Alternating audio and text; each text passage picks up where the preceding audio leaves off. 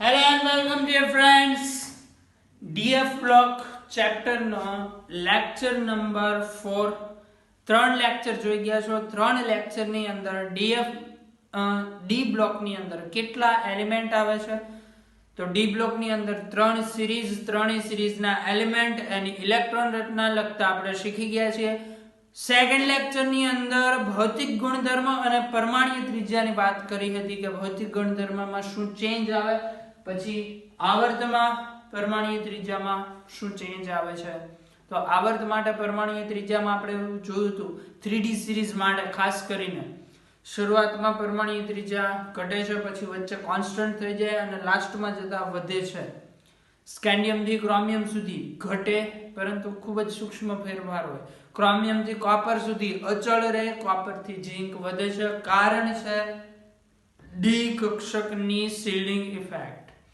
પછી સમૂહમાં ઉપરથી નીચે આવો પરમાણ્વીય ત્રિજ્યા 3D સિરીઝ થી 4D સિરીઝમાં આવો વધે, 4D સિરીઝ થી 5D સિરીઝમાં આવો ત્રિજ્યા અચળ રહે.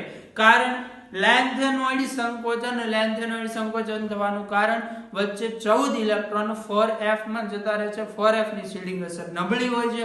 નબળી શિલ્ડિંગ અસરને કારણે કેન્દ્રથી ઇલેક્ટ્રોનનું આકર્ષણ વધારે થાય તો કદ સંકોચાય. લાસ્ટ ટાઈમ આ વસ્તુ ભણી ગયા છે. આજના લેક્ચર ની અંદર આપણે વાત કરવાની છે આયનીકરણ એન્થાલ્પી.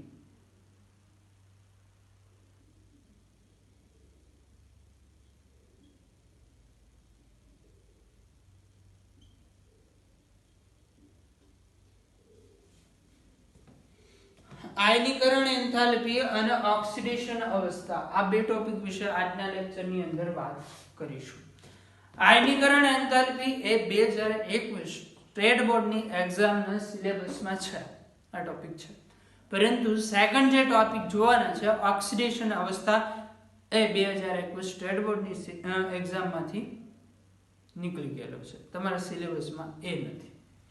ખાલી 2021 સ્ટેટ બોર્ડ આપતા વિદ્યાર્થીઓ માટે વાત છે.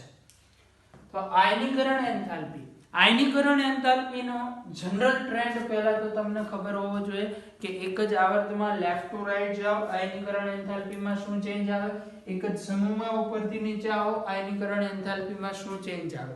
તો એક જ આવર્ત માટે આપણે ભણી ગયા છીએ. એક જ આવર્તમાં પરમાણ્વીય ત્રિજ્યા ઘટે, આયનીકરણ એન્થાલ્પી વધે. અને સમૂહમાં ઉપરથી નીચે આવો પરમાણ્વીય ત્રિજ્યા વધે સાથે આયનીકરણ એન્થાલ્પી ઘટે. આયનીકરણ એન્થાલ્પી શું છે? તો ઇલેક્ટ્રોનને પરમાણુમાંથી રિમૂવ કરવા માટે આપવી પડતી ઉર્જા. ડી બ્લોક માટે આપણે આયનીકરણ એન્થાલ્પીનો ટ્રેન્ડ મતલબ એક જ સિરીઝમાં લેફ્ટ ટુ રાઈટ જાવ તો શું થશે, ઉપરથી નીચે આવો શું થશે, એવું જનરલી યાદ નહીં રાખીએ. આયનીકરણ એન્થાલ્પી માટે આપણે એક તો મૂળ જે કારણ લઈએ છે પરમાણ્વીય ત્રિજ્યા. તો આવર્ત માટે ભણી ગયા છો એવું તમે કે લેફ્ટ ટુ રાઈટ જાવ પરમાણ્વીય ત્રિજ્યા ઘટે છે એટલે આયનીકરણ એન્થાલ્પી વધે છે. જરા ડી વિભાગની અંદર શું થવાનું છે? પરમાણ્વીય ત્રિજ્યા શરૂઆતમાં ઘટે, અચળ રહે, વધે. તો ડી વિભાગ માટે ખાસ કરીને આપણે 3D સિરીઝ માટે વાત કરીએ અથવા તો કોઈ બી સિરીઝ માટે આયનીકરણ એન્થાલ્પી લેફ્ટ ટુ રાઈટ જતા એક જ સિરીઝમાં ડાબી તરફથી જમણી તરફ જતા આયનીકરણ એન્થાલ્પી એટલે આયોનાઇઝેશન એન્થાલ્પી, શોર્ટમાં દર્શાવું છું IE. લેફ્ટ ટુ રાઈટ જતા IE વધે. પરંતુ અહીંયા ખાસ એ બાબત યાદ રાખવાની છે, આયનીકરણ એન્થાલ્પીનો ફેરફાર S વિભાગ અને P વિભાગ કરતા ખૂબ ઓછો જોવા મળે છે. આયનીકરણ એન્થાલ્પીનો ફેરફાર S વિભાગ અને P વિભાગ કરતા ખૂબ જ ઓછો જોવા મળે છે. આમ થવા પાછળનું કારણ શું? તો જ્યારે S બ્લોક કે P બ્લોક ની અંદર લેફ્ટ ટુ રાઈટ જઈએ છે, પરમાણુની ત્રિજ્યામાં ઘટાડો થાય છે, તેથી આયનીકરણ એન્થાલ્પી વધે છે. D બ્લોક ની અંદર જ્યારે તમે એક જ સિરીઝમાં લેફ્ટ ટુ રાઈટ જાવ તો આપણે એવું ભણ્યા પરમાણુની ત્રિજ્યાનો ઘટાડો નહીં થાય. બહુ શરૂઆતના કેટલાક વર્ષનમાં ઘટશે ત્રિજ્યા, પણ એ પણ ત્રિજ્યાનો જે તફાવત આવે એ ખૂબ જ સૂક્ષ્મ આવશે. વચ્ચેના ભાગે તો ત્રિજ્યા અચળ રહે છે અને લાસ્ટમાં ત્રિજ્યા વધે છે. એટલે ત્રિજ્યામાં ખાસ એવો ચેન્જ નથી આવતો. સિરીઝમાં મોસ્ટલી ત્રિજ્યા અચળ જેવી રહે છે. હવે ત્રિજ્યા અચળ રહે તો આયનીકરણ એન્થાલ્પીમાં પણ ખાસો તફાવત આવશે નહીં. એટલે આયનીકરણ એન્થાલ્પી વધશે ખરી, પરંતુ જે વધારો એમાં ચેન્જ આવે, ચેન્જ બહુ ઓછો હશે, વધારો ખૂબ ઓછો હશે એવું કહી શકાય. હવે આયનીકરણ એન્થાલ્પી 3D સિરીઝ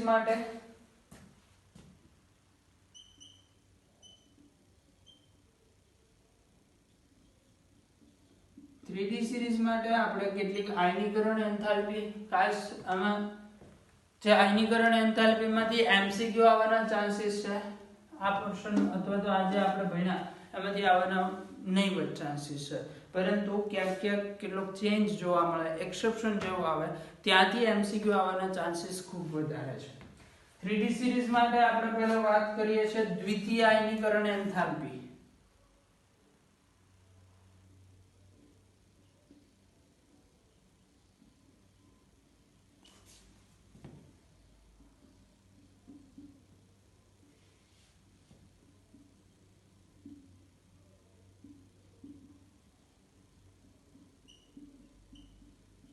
યાદ રાખજો, આ જેટલા પણ આપણે કારણ ભણીએ છીએ વાસ્તવમાં તમે એવું ઘણી જગ્યાએ જોયું છે, અપવાદ આવે કે કોઈ એક કારણ હોય એ બધી જ વસ્તુ સમજાવી ન શકતું હોય. જેમ કે આપણે આવર્તમાં ડાબીથી જમણી તરફ જઈએ એમ આયનીકરણ એન્થાલ્પીમાં વધારો થાય, પરંતુ વચ્ચે કેટલાક અપવાદ પણ આવે. જેમ કે બેરિલિયમ બોરોન વચ્ચે અપવાદ, નાઇટ્રોજન ઓક્સિજન વચ્ચે અપવાદ. તો આવા ઘણા બધા રીઝન હોય છે કે જ્યાં કંઈક ટ્રેન્ડ અલગ જોવા મળે. એટલે વાસ્તવમાં આ જે કંઈ આપણે કારણ આપતા હોઈએ છે કે લેફ્ટ ટુ રાઈટ જશો તો આમ થશે, એના પાછળનું રીઝન આ છે, એ પહેલા પ્રેક્ટિકલી નક્કી થયું છે. કે પ્રેક્ટિકલી નક્કી કરવામાં આવ્યું કે સોડિયમ અને નિયોન આ બેમાંથી આયનીકરણ એન્થાલ્પી નિયોનની વધારે છે, સોડિયમની ઓછી છે. તો આવું પ્રેક્ટિકલી જાણવા મળ્યું. પછી આવું શું કામ થયું એના પાછળનું કારણ પછી આપવામાં આવ્યું. એટલે આપણે જેટલા પણ આ અપવાદરૂપ કારણ કે જે કંઈ ભણીએ છે વાસ્તવમાં તો પ્રેક્ટિકલી પહેલા નક્કી થયેલું છે, પછી એને સમજાવવા માટે ઘણા બધા તથ્યો આપવામાં આવ્યા કે આ રીતે આવું હશે તો આમ થતું હશે, કે જે કંઈ હોય વાર્તા રચવામાં આવી. આમાંથી બધાને જે વાર્તા, બધા વૈજ્ઞાનિકોને જે વાર્તા પસંદ આવી એ વાર્તા પકડીને અહીંયા મૂકી દીધી કે આ રીતે તમારે ભણવાનું છે. એટલે વાસ્તવમાં તો જેટલા પણ કારણ આવતા હશે આપણે યાદ રાખવા પડશે, કારણ કે એક જગ્યાએ એક કારણ એપ્લાય થાય છે તો બીજી જગ્યાએ પાછું અલગ કારણ એપ્લાય થતું હશે. આ જ વસ્તુ P block, S block, periodic table બધે જ આ વસ્તુ લાગુ પડે છે. ઓકે, પ્રેક્ટિકલી પહેલા નક્કી કરેલું છે, પછી એનું કારણ આપેલું છે. તો એ કારણ પર્ટિક્યુલર ચેન્જ માટેનું પર્ટિક્યુલર કારણ એ યાદ જ રાખવાનું રહેશે. તો 3D સિરીઝ માટે પહેલું તો પ્રથમ આયનીકરણ એન્થાલ્પીમાં કોઈ ચેન્જ નથી. પ્રથમ આયનીકરણ એન્થાલ્પી જે અહીંયા લખેલું છે, પ્રથમ આયનીકરણ એન્થાલ્પીમાં અથવા તો 3D સિરીઝમાં ભૂમિ અવસ્થાની ઇલેક્ટ્રોન રચનાના અપવાદ છે, પરંતુ આયનીકરણ એન્થાલ્પીમાં કોઈ અપવાદ નથી પ્રેક્ટિકલી. દ્વિતીય આયનીકરણ એન્થાલ્પીમાં અપવાદ છે. દ્વિતીય આયનીકરણ એન્થાલ્પીમાં પહેલો અપવાદ છે ક્રોમિયમ અને ક્રોમિયમ પછીનો એલિમેન્ટ Mn. બરાબર, ક્રોમિયમ પરમાણુ ક્રમાંક 24, મેંગેનીઝ મેંગેનીઝ 25. વાત કરીએ છીએ આપણે દ્વિતીય આયનીકરણ એન્થાલ્પી, મતલબ એક ઇલેક્ટ્રોન એને ગુમાવી દીધો છે અહીંયા ઇલેક્ટ્રોન રચના શું હશે 3d5 4s0 કારણ કે આની ઇલેક્ટ્રોન રચના હોય છે 3d5 4s1 એમાંથી એક દૂર કરી દો એટલે 3d5 4s0 વધે મેંગેનીઝ ની મૂળ ઇલેક્ટ્રોન રચના હોય છે 3d5 4s2 આમાંથી એક ઇલેક્ટ્રોન દૂર કરી દો એટલે અહીંયા બચશે 3d5 4s1 હવે ઇલેક્ટ્રોન રચના જોતા કોણ વધારે સરળતાથી ઇલેક્ટ્રોન ગુમાવે ઓબ્વિયસલી મેંગેનીઝ કારણ કે ક્રોમિયમની રચના અર્ધપૂર્ણ ભરાયેલી છે સ્થાયી રચના છે જ્યારે મેંગેનીઝ છે એ એક ઇલેક્ટ્રોન ગુમાવશે પછી અર્ધપૂર્ણ રચના બનશે બરોબર ક્રોમિયમ અર્ધપૂર્ણ રચના સ્થાયી છે મેંગેનીઝ એક ગુમાવે પછી અર્ધપૂર્ણ બને તો આ બંનેમાંથી દ્વિતીય આયનીકરણ એન્થાલ્પી કોની વધારે છે ક્રોમિયમની એકચ્યુઅલમાં લેફ્ટ ટુ રાઈટ જાવ છો તમે ક્રોમિયમ પછી મેંગેનીઝ આવે તો એની દ્વિતીય આયનીકરણ એન્થાલ્પી વધારે હોવી જોઈતી હતી પરંતુ છે ક્રોમિયમની વધારે યાદ રાખવાનો પોઈન્ટ છે પ્રથમ આયનીકરણ એન્થાલ્પીમાં કોઈ ચેન્જ નથી પ્રથમ આયનીકરણ એન્થાલ્પી જે ટ્રેન્ડ છે એ જ રીતે આગળ વધે છે ચલો દ્વિતીય આયનીકરણ એન્થાલ્પીનો બીજો અપવાદ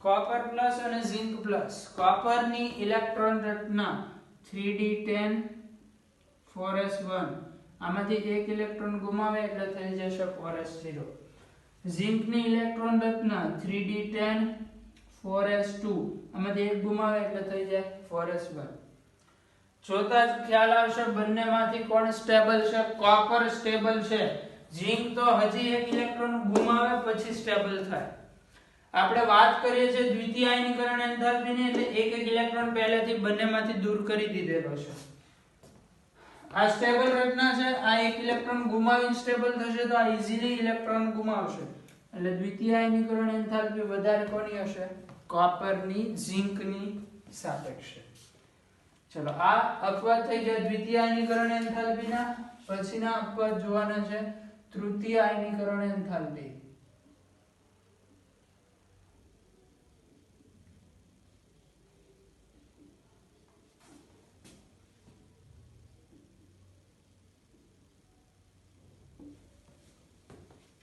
તૃતીય આયનીકરણ એન્થાલ્પી આ જે જનરલ ટ્રેન્ડ છે આમાંથી એમસીક્યુ આવવાના ચાન્સીસ ઓછા છે આના એમસીક્યુ વધારે પૂછાઈ શકે તો ભાઈ દ્વિતીય આયનીકરણ એન્થાલ્પી ક્રોમિયમ મેંગેનીઝ કોની વધારે છે આ તો ક્વેશ્ચન આમાંથી આવી શકે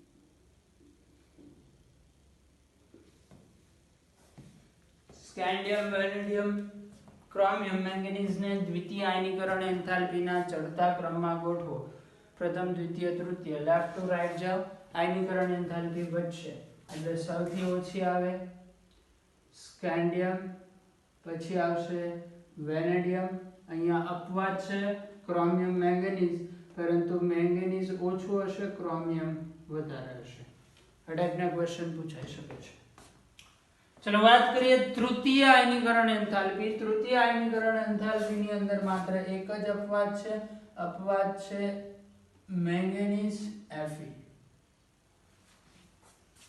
તૃતીય આયનીકરણ એન્થાલ્પી IE3 ની વાત થાય છે IE3 તૃતીય આયનીકરણ એન્થાલ્પી છે તો ઓલરેડી કેટલા ઇલેક્ટ્રોન ગુમાવી દીધેલા છે બે ઇલેક્ટ્રોન એટલે અહીંયા હશે Mn+2 અહીંયા હશે Fe+2 Mn+2 ની ઇલેક્ટ્રોન રચના Mn ની ઇલેક્ટ્રોન રચના હોય છે 3d5 4s2 આમાંથી બે ઇલેક્ટ્રોન દૂર થઈ જાય 4s0 Fe ની ઇલેક્ટ્રોન રચના હોય છે 3d6 4s2 2 ઇલેક્ટ્રોન દૂર થઈ જાય 4s0.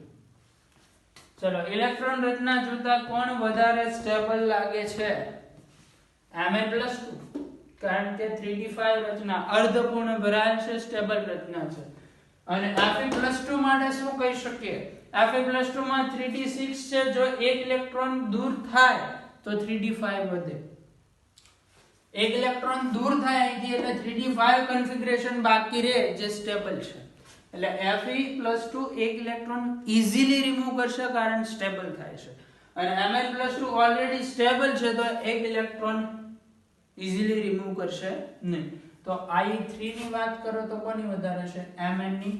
જ્યારે સિરીઝમાં લેફ્ટ ટુ રાઈટ જાવ તો પહેલા મેંગનીઝ આવે પછી Fe આવે છે. છતાં પણ એમાં અપવાદ છે. I2 માં આ અપવાદ નથી. જો દ્વિતીય આયનીકરણ એન્થાલ્પી ની વાત કરો, દ્વિતીય આયનીકરણ એન્થાલ્પી એટલે Mn+ અને Fe+ આ બંનેની સરખામણી કરવાની છે. અહીંયા રચના આવશે 3d5 4s1, અહીંયા રચના આવશે 3d6 4s1. તો આ ઈઝીલી ગુમાવશે કારણ કે એક ગુમાવીને સ્ટેબલ બને છે. એટલે દ્વિતીય આયનીકરણ એન્થાલ્પીમાં આમાં કોઈ અપવાદ નથી, માત્ર તૃતીય આયનીકરણ એન્થાલ્પીનો જ અપવાદ છે. તો આ વાત થઈ 3D સિરીઝ માટે આયનીકરણ એન્થાલ્પીની. ત્યાર પછી આપણે વાત કરવાની છે સમૂહ માટે.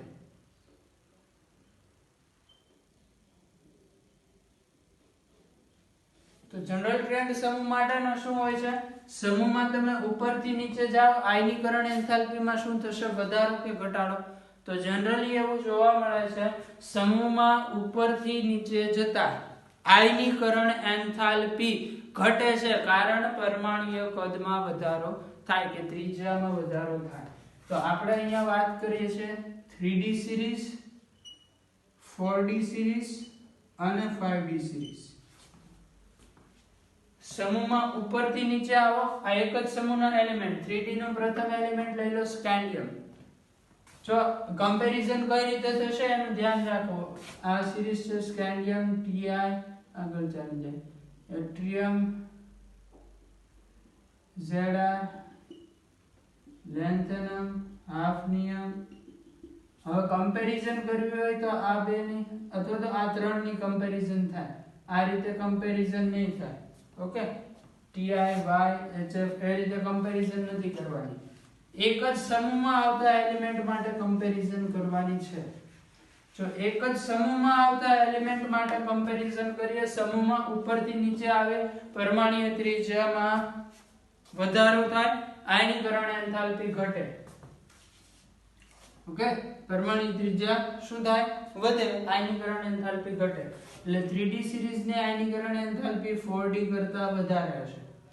હવે અહીંયા ઊંધું થાય છે. આમ નીચે આવો, આના જેવું નિશાન આવવું જોઈતું હતું. 4D સિરીઝ ની આયનીકરણ એન્થાલ્પી 5D કરતા વધારે હોવી જોઈતી હતી, પરંતુ નથી. એના પાછળનું રીઝન શું છે? એના પાછળનું રીઝન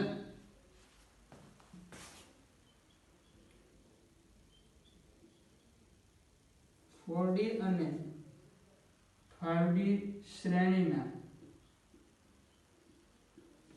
4D અને 5D શ્રેણીના તત્વોના કદ લેન્થેનોઇડ સંકોચનને કારણે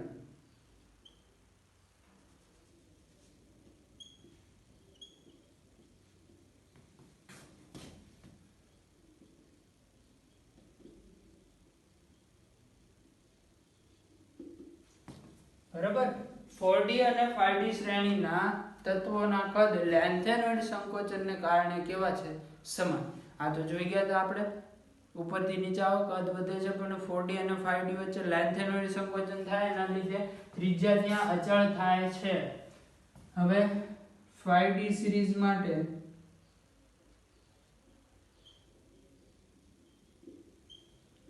શેર વધુ. 4D અને 5D ની વાત કરતા હોય તો બંનેમાંથી કેન્દ્રમાં પ્રોટોનની સંખ્યા કોની પાસે વધારે હશે? 5D સિરીઝ માટે. એટલે એમાં આકર્ષણ વધુ, કદ સમાન છે, બરોબર, બેની ત્રિજ્યા સમાન છે. નીચેના જે એલિમેન્ટ છે એમાં કેન્દ્રમાં પ્રોટોન વધારે છે એટલે બહારના ઇલેક્ટ્રોન તરફ આકર્ષણ વધારે છે. આકર્ષણ વધુ એટલે આયનીકરણ એન્થાલ્પી પણ કેવી થાય? વધે. એટલે આયનીકરણ એન્થાલ્પીનો ટ્રેન્ડ આવો જોવા મળે છે આની અંદર. સૌથી વધારે 5d સિરીઝ ની હોય, પછી 3d સિરીઝ, પછી 4d સિરીઝ. આમાંથી ક્વેશ્ચન પૂછાઈ શકે.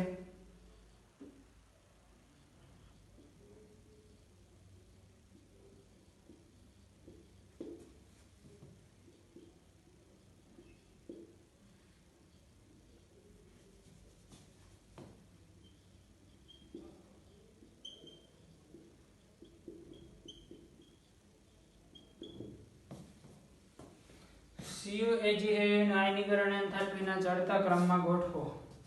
આયનીકરણ એન્થાલ્પી 5d સિરીઝની. આ બધા જ એક જ સમૂહના તત્વો છે. સમૂહ નંબર 11 આવે છે 3d સિરીઝમાં, આવે છે 4d સિરીઝમાં, આવે છે 5d સિરીઝમાં. તો આયનીકરણ એન્થાલ્પી સૌથી વધારે કોની હોય? 5d સિરીઝના એલિમેન્ટની, એટલે Au ની આવશે, પછી આવશે Cu અને લાસ્ટમાં આવશે Ag. ઓકે, તો આ વાત થઈ આયનીકરણ એન્થાલ્પી જ્યારે આપણે એક જ સિરીઝમાં આગળ વધીએ ત્યારે અને સમૂહમાં ઉપરથી નીચે આવે ત્યારે.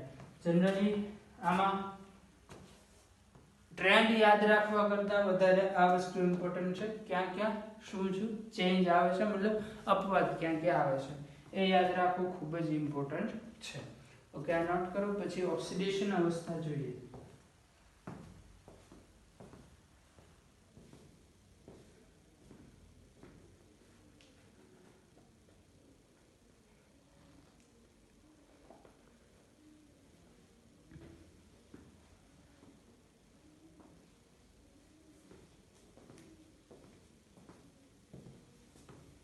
નેક્સ્ટ છે ઓક્સિડેશન અવસ્થા.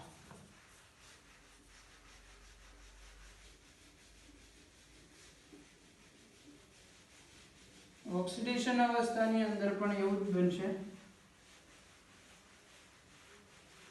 કેટલાક પોઈન્ટ્સ છે જે એમસીક્યુ માટે યાદ રાખવાના છે. ઓક્સિડેશન અવસ્થા તમારા સ્ટેટ બોર્ડના સિલેબસમાં 2021 માટે નથી, અને આમ પણ આમાંથી સ્ટેટ બોર્ડમાં એમસીક્યુ જ આવવાના ચાન્સીસ વધારે છે, થિયરી પૂછાવાના ચાન્સીસ નથી. તો સ્ટેટ બોર્ડ માટે આપણે આ ટોપિક તૈયાર નહીં કરીએ હવે પછીનો, ખાલી એક્ઝામ, કોમ્પિટિટિવ એક્ઝામ માટે.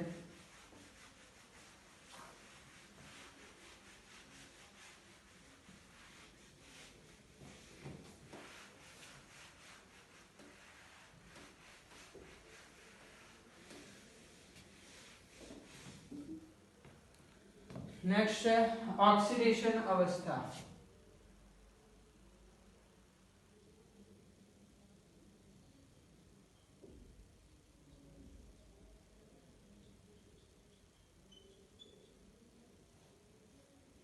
OS, oxidation state.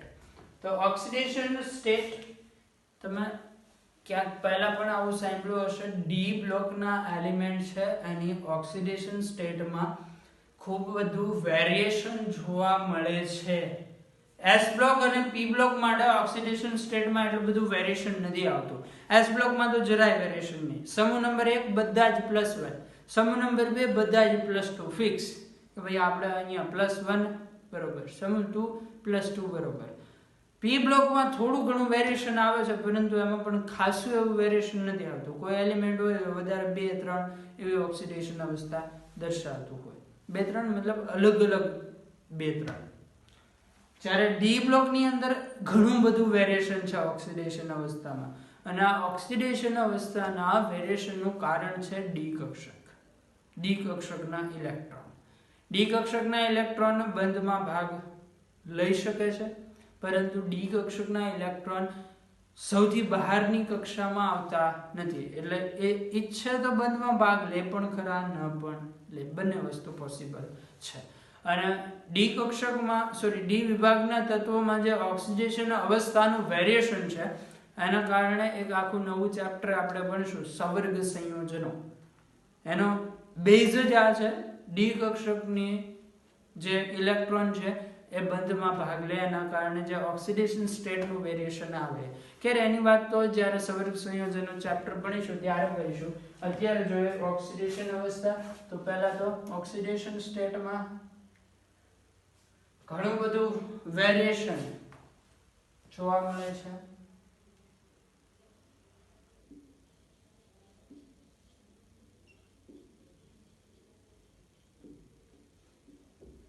Variable states જોવા મળશે. સામાન્ય રીતે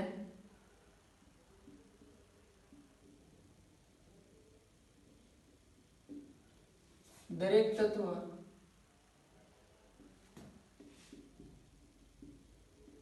+2 ઓક્સિડેશન દર્શાવે છે. સામાન્ય રીતે દરેક તત્વ +2 ઓક્સિડેશન અવસ્થા દર્શાવે છે. આના પાછળનું કારણ NH2 ઇલેક્ટ્રોન ગુમાવે. પરંતુ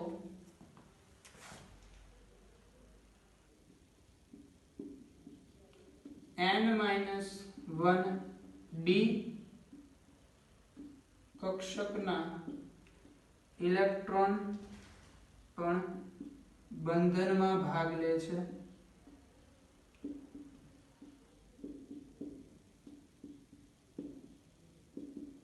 તેથી જુદી જુદી ઓક્સિડેશન અવસ્થા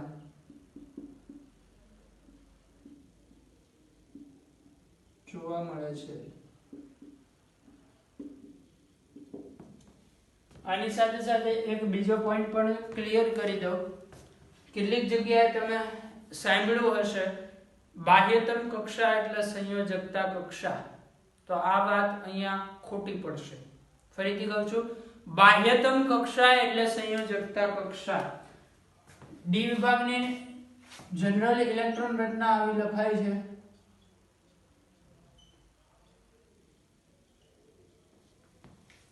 આના માટે બાહ્યતમ કક્ષા થાય NS. સંયોજકતા કક્ષાની હું ડેફિનેશન આપું છું. સંયોજકતા કક્ષા એટલે જે કક્ષાના ઇલેક્ટ્રોન બંધ બનાવવા માટે પાર્ટિસિપેટ કરતા હોય, બંધ બનાવવામાં ભાગ લેતા હોય. અહીંયા આ સૌથી બહારની કક્ષા છે, આ અંદરની કક્ષા. ઇંગ્લિશમાં કહેવું હોય તો પેનલ્ટીમેટ સેલ. આ સૌથી બહારની કક્ષા છે, આ એનાથી અંદરની કક્ષા. આના ઇલેક્ટ્રોન પણ બંધ બનાવવામાં ભાગ લે છે. તો આપણે અહીંયા આ કક્ષકને અથવા તો આ કક્ષાને પણ સંયોજકતા કક્ષા કહીશું. એટલે આકસ્માત જો તમે એવું કહેશો સંયોજકતા કક્ષા એટલે બહારની કક્ષા, તો એ ખોટું પડશે. કારણ કે અંદરની કક્ષા પણ ઇલેક્ટ્રોન બંધ બનાવવામાં ભાગ લે છે, તો એને પણ સંયોજકતા કક્ષા કહેવાય. ઓકે, વેરિએશન જોવા મળે ઓક્સિડેશન સ્ટેટમાં. આના પાછળનું રીઝન સામાન્ય રીતે દરેક તત્વ +2 ઓક્સિડેશન અવસ્થા દર્શાવે NH2 ના ઇલેક્ટ્રોન ગુમાવે એટલા માટે.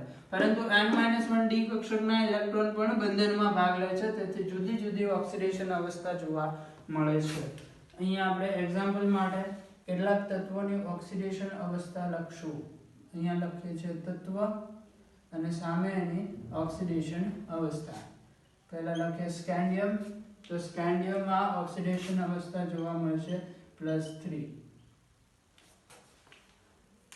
પછી Ti, vanadium, chromium, manganese, Fe,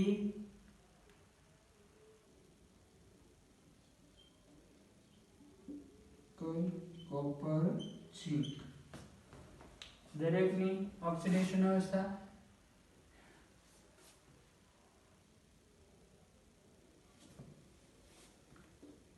okay, Ti માં +2 +3 +4. કારણ કે આની ઇલેક્ટ્રોન રચના શું હશે? 3d2 4s2. 4 ઇલેક્ટ્રોન સુધી ગુમાવે. અહીંયા +2 થી +5.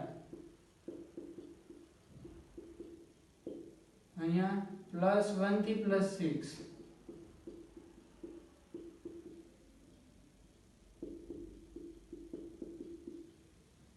એમિડ ના કેસમાં +2 થી +7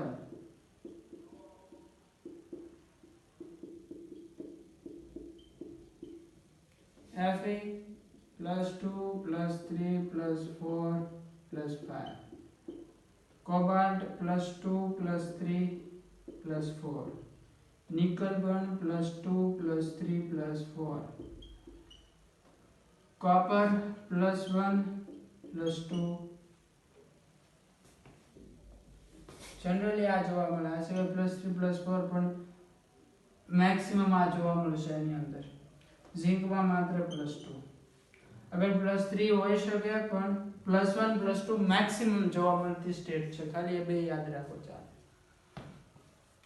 તો આ રીતે જનરલી ઓક્સિડેશન અવસ્થા જોવા મળશે હવે ઓક્સિડેશન અવસ્થાને લગતી કેટલીક નોટ્સ છે એ નોટ્સ દરેકે યાદ રાખવાની છે એમસીક્યુ આમાંથી બનશે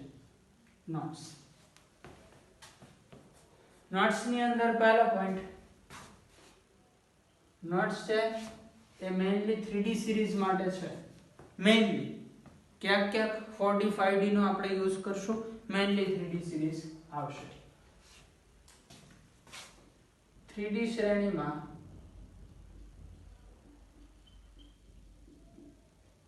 મધ્ય ભાગ સુધી જતા અહીંયા સ્ટાર્ટિંગ પોઈન્ટ ત્યાંથી મધ્ય ભાગ મિડ સુધી જતા ઓક્સિડેશન અવસ્થા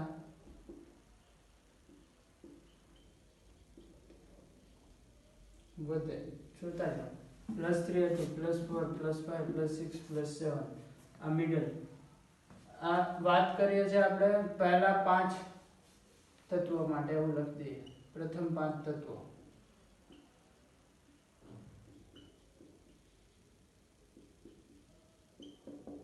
અને અંતિમ 5 તત્વોમાં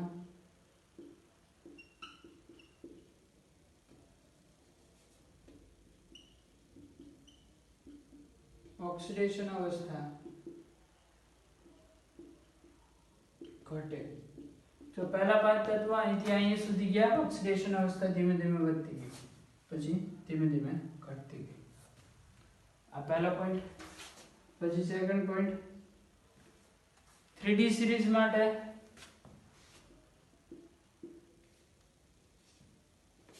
મહત્તમ ઓક્સિડેશન અવસ્થા દર્શાવતું તત્વ મેંગેનીઝ છે સ્ટેટ જોવા મળશે +7 4D સિરીઝ માટે મહત્તમ ઓક્સિડેશન અવસ્થા દર્શાવતું તત્વ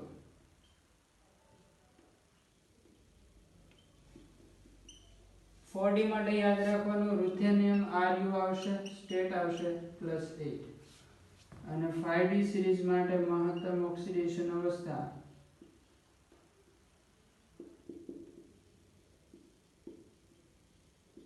દર્શાવતું એલિમેન્ટ ઓસ્મિયમ સ્ટેટ આવશે +8 ક્વેશ્ચન અહીંથી બની શકે છે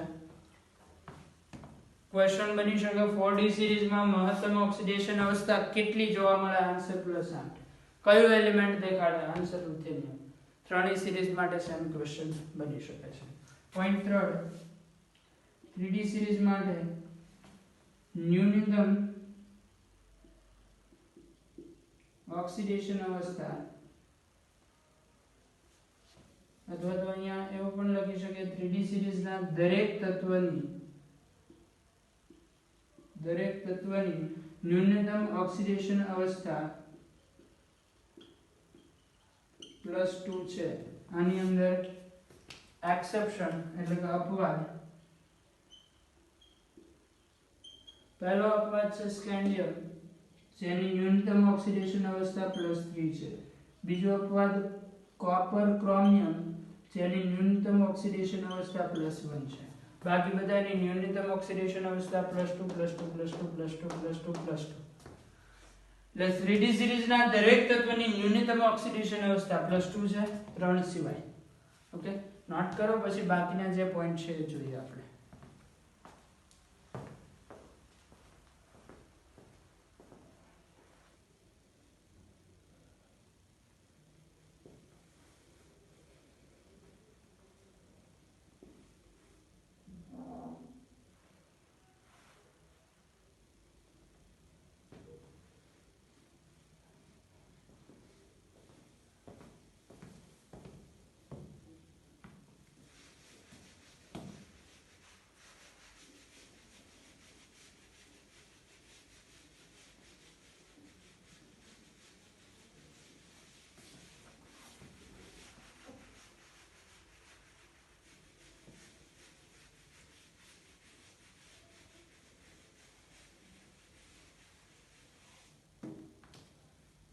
પોઈન્ટ નંબર 4, કેટલાક તત્વો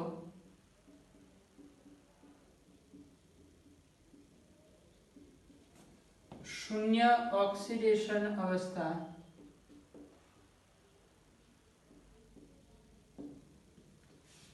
ધરાવતા સવર્ગ સંયોજન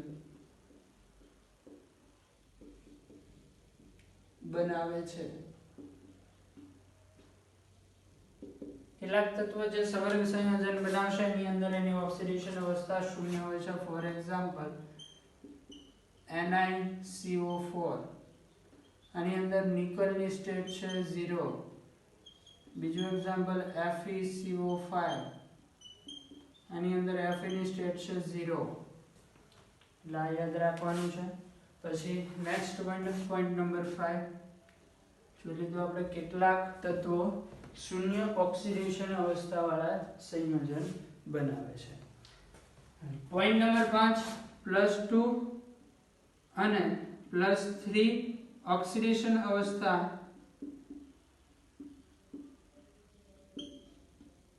ધરાવતા સંયોજન. કોઈ પણ તત્વ જે +2 કે +3 વાળા સંયોજન બનાવશે તે મોટા ભાગે સ્વભાવે આયનીય હશે.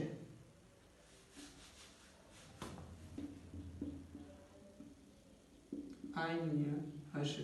જેમ કે મેંગેનીઝ માટે આપણે જોઈ ગયા, મેંગેનીઝની ઓક્સિડેશન અવસ્થા +2 થી લઈને +7 સુધીની હોય છે.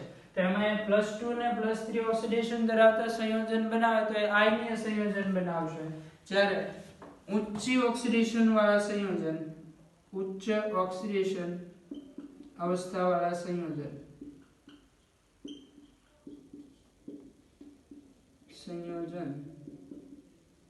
સ્વભાવે સહસંયોજક હશે. ઉચ્ચ ઓક્સિડેશન વાળા સંયોજન સ્વભાવે કેવા હશે? સહસંયોજક. આ યાદ રાખવાનું. આના પછીનો નેક્સ્ટ પોઈન્ટ નંબર 6, +2 અને +3 ઓક્સિડેશન વાળા આયનીય અને ઉચ્ચ ઓક્સિડેશન વાળા સંયોજન સહસંયોજક હશે.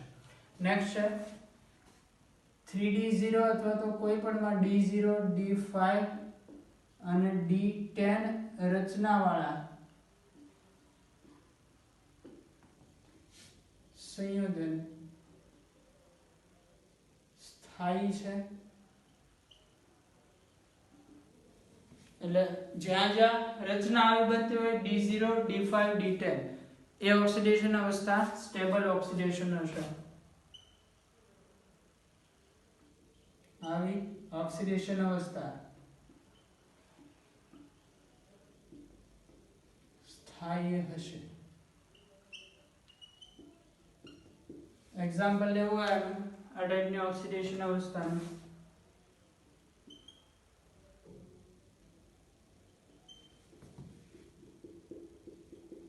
ટિટેનિયમ માટેની બે ઓક્સિડેશન અવસ્થા છે Ti+3, Ti+4. બંનેમાંથી કોણ સ્થાયી છે જોવું હોય Ti+3 ની. પહેલા તો Ti ની ઇલેક્ટ્રોન રચના 3d2 4s2. આમાંથી 3 ઇલેક્ટ્રોન જાય 4s0 અહીંથી 1 અને 4 હોય જાય એટલે 3d0 4s0. બંનેમાંથી સ્ટેબલ કોણ? Ti+4 ઓક્સિડેશન અવસ્થા સ્ટેબલ હશે. પછી એક્ઝામ્પલ લઈએ Mn+2, Mn+3. ચલો આ બંનેમાં Mn+2 રચના, Mn ની ઓક્સિડેશન ઇલેક્ટ્રોન રચના છે 3d5 4s2. +2 કરતો એટલે 4s માંથી 2 ઇલેક્ટ્રોન જાય અને +3 માં 3d4 4s0. બંનેમાંથી સ્ટેબલ કોણ? +2, કારણ સ્ટેબલ કોન્ફિગરેશન છે. પછીની વાત કરીએ Fe+2, Fe+3. Fe+2, Fe ની રચના શું છે? 3d6 4s2. Fe+2 એટલે 4s માં એક પણ ઇલેક્ટ્રોન ન રહે 0 અને Fe+3 એટલે 3d5 5 4s 0 બંનેમાંથી કોણ સ્ટેબલ Fe+3 આની અંદર પણ એક અપવાદ આવશે યાદ રાખવાનું છે ક્રોમિયમના કેસમાં ક્રોમિયમ +1 +2 બે અવસ્થા જોવા મળશે ક્રોમિયમ +1 ની ઇલેક્ટ્રોન રચના બનાવો 3d10 4s1 એ ક્રોમિયમની રચના છે એક ઇલેક્ટ્રોન જાય વધે અને ક્રોમિયમ +2 ની ઇલેક્ટ્રોન રચના 3d9 4s0 આમ જોવા જાવ ક્રોમિયમ +1 સ્ટેબલ થાય પણ વાસ્તવમાં સ્ટેબલ હોય છે ક્રોમિયમ +2 રીઝન શું છે ક્રોમિયમ +1 एक्वियस करता क्रोमियम +2 एक्वियस ની જલીયકરણ ઊર્જા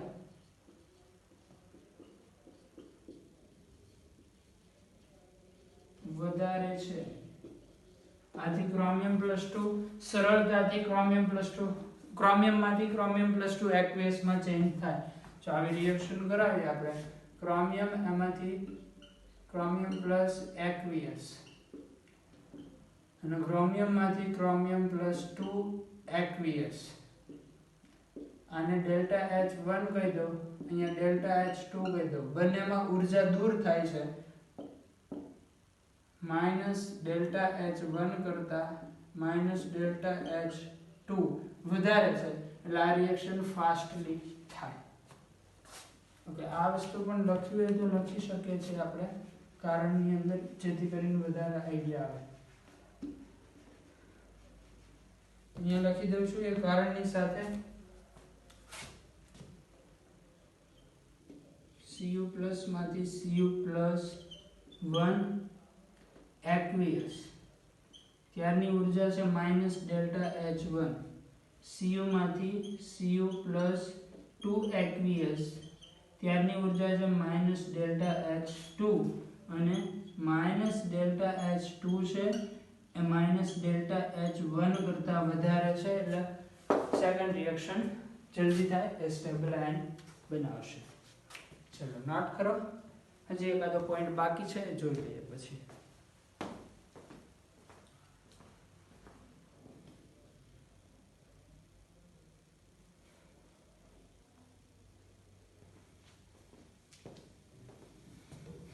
લાસ્ટ પોઈન્ટ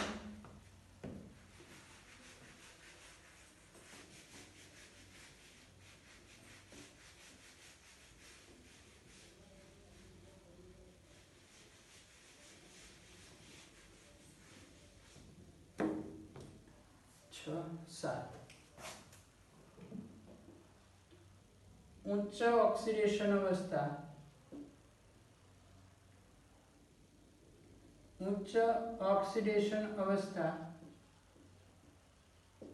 भारे तत्वों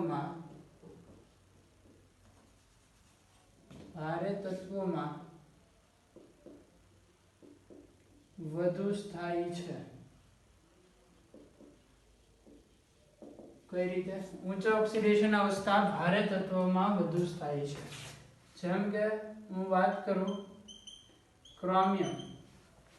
ક્રોમિયમની નીચેનો એલિમેન્ટ મોલિબ્લેડેનમ અને મોલિબ્લેડેનમ થી નીચે ટંગસ્ટન આ ત્રણે +6 અવસ્થા દર્શાવે તો +6 અવસ્થામાં આ જે બંને છે એ ક્રોમિયમ થી Cr+6 થી વધુ સ્થાયી છે એટલે આમાંથી યાદ રાખવાનું છે ત્રણેયને ઓક્સાઇડ બનાવીએ આપણે CrO3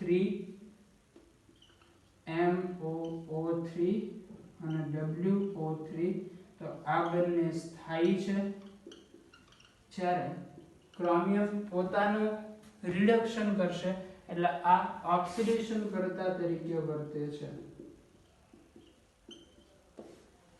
શેના તરીકે વર્તશે ઓક્સિડેશન કરતા કારણ કે ક્રોમિયમની મેક્સિમમ સ્ટેટ આવી ગઈ છે +6 એમાંથી હવે ડાઉન થઈ શકે અપ ન જઈ શકે તો CrO+3 સોરી CrO3 ઓક્સિડેશન કરતા છે, જ્યારે આ બંને સ્ટેબલ છે કારણ કે આ નીચે જાવ આ ભારે તત્વો કહેવાય નીચે જાવ, તો આની અંદર ઊંચી ઓક્સિડેશન અવસ્થા વધુ સ્થાયી હોય છે હલકા તત્વો કરતા. ઓકે, તો આ વાત થઈ ગઈ ઓક્સિડેશન અવસ્થાની. આજના લેક્ચરમાં અહીંયા સુધી રાખીએ છીએ, નેક્સ્ટ લેક્ચરથી આગળ જોઈશું.